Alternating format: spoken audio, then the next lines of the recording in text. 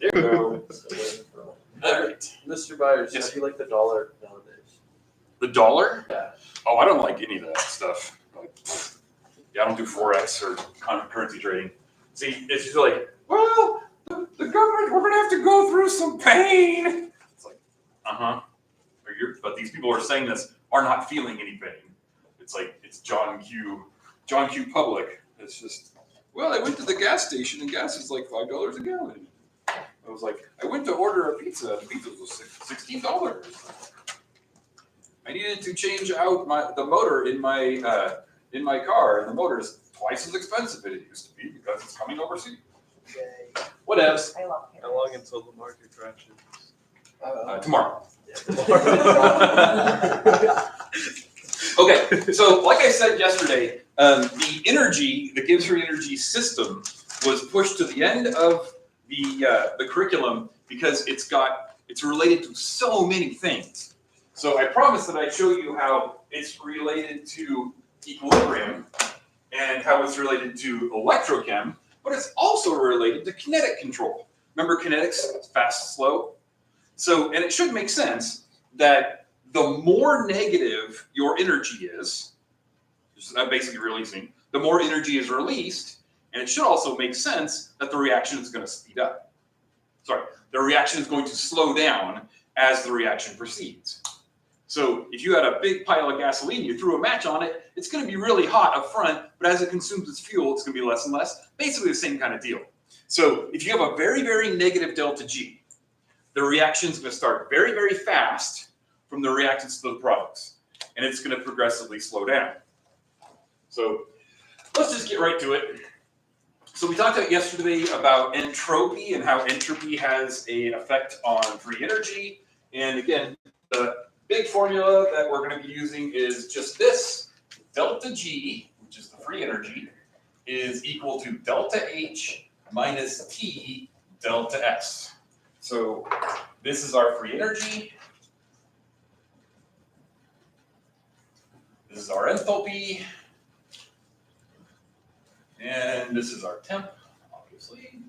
And this is our entropy.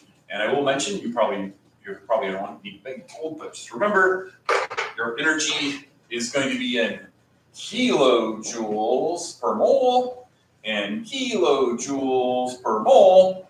This one's going to be Kelvin, and the entropy needs to be in kilojoules per mole, but it's going to be given to you on a table in joules per mole Kelvin.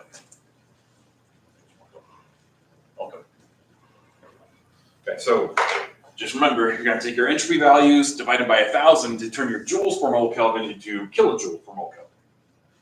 All right. If you're with me so far, give me a thumbs up. Any questions so far? Moving right along.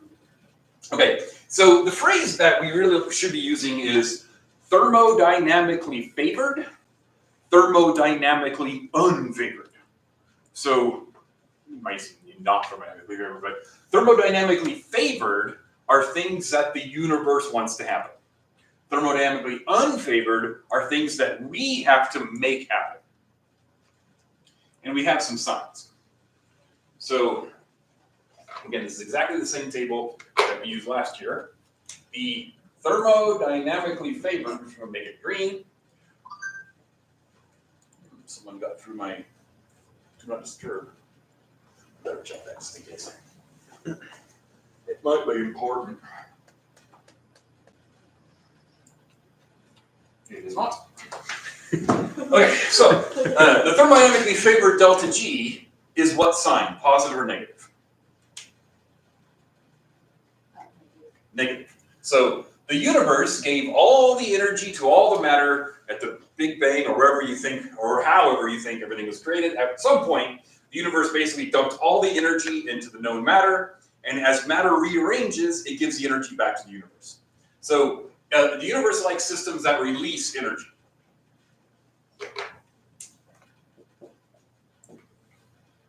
Okay, enthalpy. What is a thermodynamically favored sign for enthalpy, the heat energy?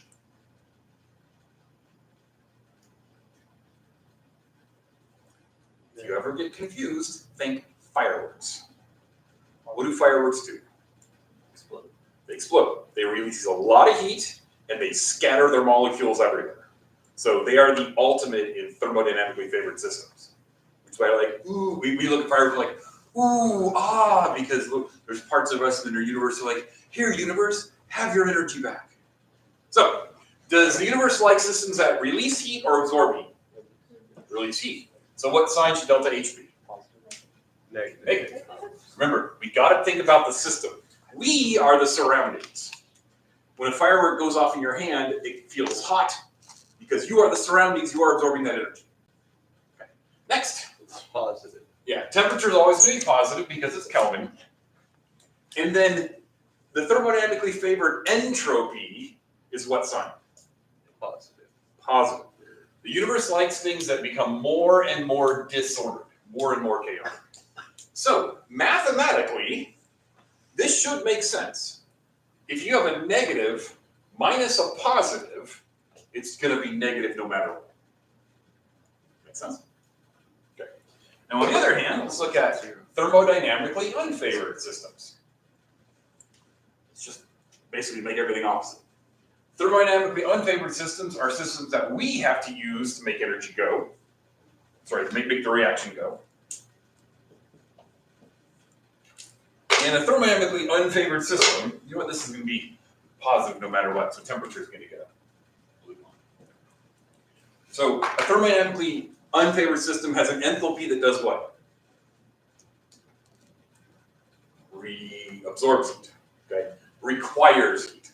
So a thermodynamically unfavored system is one that requires heat, so that would be a positive entropy. And a thermodynamically unfavored entropy is one that becomes less disordered, and that would be negative. So it should make sense that a positive minus a negative can be nothing but positive. Can you take in the arithmetic? Are we cool here? All right. So if your delta H is thermodynamically favored, and your delta S is thermodynamically favored, then the system is going to be thermodynamically favored no matter what. If your delta H is thermodynamically unfavored, and your delta S is thermodynamically unfavored, your system is going to be thermodynamically unfavored no matter what. So far, so good? Now, what happens if your enthalpy is thermodynamically unfavored, but your entropy is thermodynamically favored? Got some time. You figure out which is greater. How do you do that?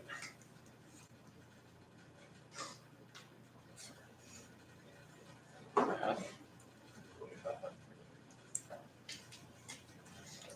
mean, yeah, free energy is positive or negative. You can tell. Yeah. It depends on what? The values. Values of what? The entropy and entropy. And free Those are set values for the reaction. Depends on temperature. Remember, temperature determines how big the T delta S term is. Because temperature determines how the molecules move. Higher temperature, more movement. So that's going to increase the T delta S. So if you have a system where the enthalpy is thermodynamically unfavored and the entropy is thermodynamically favored, what can we say about it? It's going to be thermodynamically favored when? At high temperatures. At high temps, exactly. Because at high temps, the thermodynamically favored enthalpy term wins the battle. On the other hand, it's going to be thermodynamically unfavored at low temps, because at low temps, the entropy term is small and loses the battle to enthalpy. As temperature approaches infinity, Gibbs free energy approaches negative infinity. Yeah, pretty much. And then, of course, the opposite's also true if you had the, to make sure I delineate this, if you had a system where the enthalpy was favored and the entropy was not, you get the same deal. So if your entropy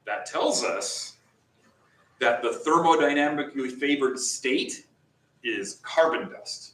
If it takes a lot of energy to make a diamond, it tells us that between carbon dust and diamonds, the thermodynamically favored state of those carbon atoms is dust. Make sense? But once you have the diamond, the kinetics to make the reaction go backwards are infinitesimal. In other words, that diamond, once it's made, is going to be there for billions of years. Capiche? Okay. Blah, blah, blah, blah, blah, blah, blah, blah, blah. Okay, so that's called kinetic control. If you have a thermodynamically favored process that does not occur at a measurable rate, that means it is kinetically controlled. In other words, that diamond is going to stay a diamond because even though the thermodynamically favored process is to become dust, that big, huge activation energy is so enormous, it's never going to get over it. It might be an exothermic process, but it's just never going to make it over. That's called kinetic control. Cool. I've never heard them just say, is kinetically controlled. What they will say in the test is, yet it does not happen. They'll say something to the effect of, in a multiple choice question, or sometimes a free response, the thermodynamically favored state is this, yet it is not observed. Why? If you get a thermodynamically favored state that is not observed or does not happen, it's kinetically controlled. And that's the phrase you should use. This system is kinetically controlled. The kinetics don't favor the products. All right. Yep, we're good here? Kinetic thing? Okay. Just like with enthalpy, how we can couple reactions, the two reactions thing where you squish them together, you can do that with free energy too. So it works just like enthalpy, because you're like, okay, I need to make this reaction down here. I have the delta G of this one, the delta G of this one. I need to make this one. So you can do the doubling and tripling, or the halving and thirding, and the reversing. Let me pause there. If you remember, when you have to flip an enthalpy reaction, the sign flips. Same for free energy. If you have to flip a free energy, the sign flips. Remember, equilibrium, if you have to flip it, you get the mathematical inverse. Because equilibrium is products. Let's write this down. So equilibrium is a quotient of the products over the reactants. So if you flip the system, you flip the reaction around, you take the mathematical inverse of the K value. But delta G and delta H are products minus reactants. So since it's a difference and not a quotient, if you flip the reaction around, you just change the sign. Can you handle this in May when you're under stress? That's the tricky part. When you're under stress, remember, if you have to flip a reaction, if it's a delta G or a delta H, change the sign. If you have to flip a reaction and you're looking at kinetics, equilibrium, you need to take the mathematical inverse. Again, easy now. We're like, yeah, no problem. You shut up, buyers, we got it. But in May, 4 weeks from next Monday, or next Tuesday. All right, that is everything we need. Oh no. I'm sorry, what? Oh no. The 5 weeks in? Yeah. Oh, you guys are going to be fine. We're actually ahead of schedule. So I haven't been sick this whole year, so we're actually about a half a week ahead of schedule. So yeah, we're good. Your other classes are like, oh no, worry about your other classes. Don't worry about this one. You guys will be fine. So what we can do is we can take that test again. I don't know what you mean by that. Unit 8. Oh yeah, sure, yeah. If you want to take a Unit 8, just it's already done. Just tell me after school. I'll put up an answer sheet. Yeah, some of you did that. The Unit 8 scores were bimodal. Some did really well. Okay. Any questions about the kinetics and doing the energy thing? Any questions about this? You want want to work on your own? Okay, actually, let me check. I do have a note. I have notes to do 8, 12, and 14. I want to see if there's anything super critical that we need to cover in 8, 12, and 14. Does my notes say do 8, 12, and 14? 8, 12. Okay, let's look at number 8. Following, predict the sign, you can do that. Change anything, you can do that. You can do that. Under red conditions, you can do that. Okay. 12.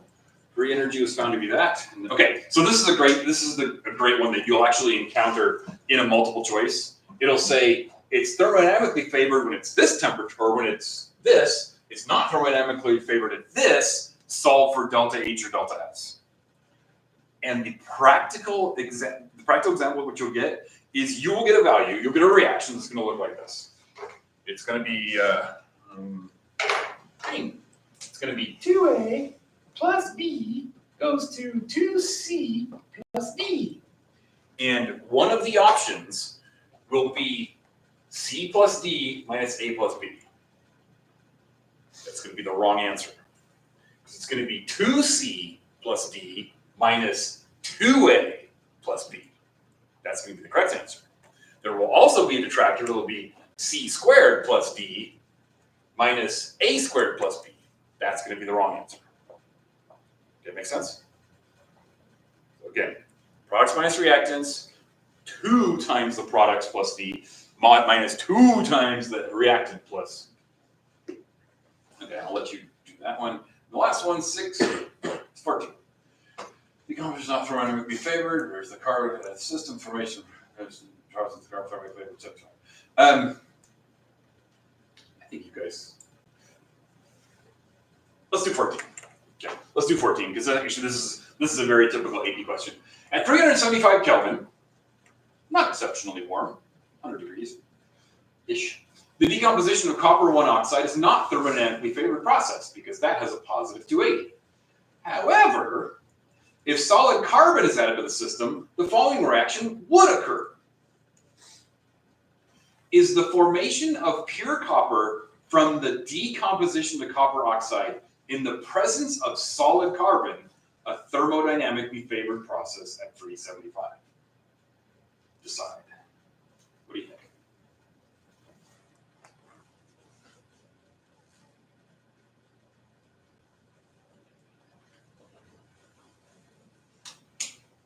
Feel free to chat with me.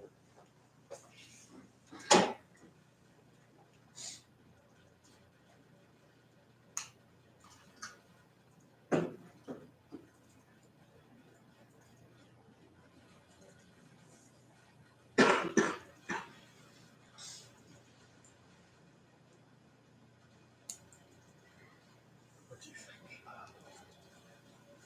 Anything. Is the biggest relations here?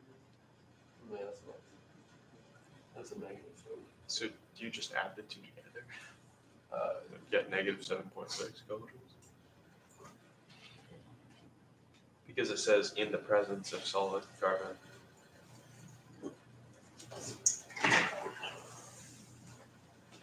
If they do both separately, wouldn't it just be?